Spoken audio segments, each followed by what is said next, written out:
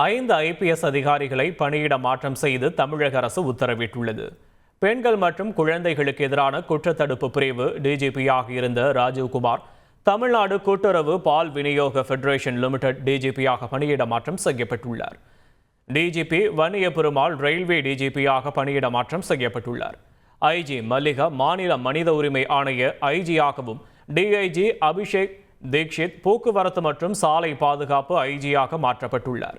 SP முத்தமிழ் குடிமை பொருள் வழங்கல் குற்றப்புலனாய்வு பிரிவு சென்னை எஸ்பியாக பணியிட மாற்றம் செய்யப்பட்டுள்ளார். தமிழகத்தில் 6 இடங்களில் சிபிஐ நடத்திய அதிரடி சோதனையில் 27 லட்சம் ரூபாய் பறிமுதல் செய்யப்பட்டுள்ளது.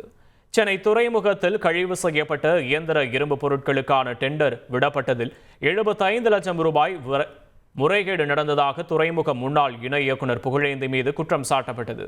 இது தொடர்பாக வழக்கு பதிவு செய்து விசாரிக்கும் சிபிஐ அதிரடி சோதனையை நடத்தியதில் முக்கிய ஆவணங்களும் சிக்கியுள்ளன. செய்திகளை உடனுக்குடன் தெரிந்து கொள்ள உடனே சப்ஸ்கிரைப் பண்ணுங்க.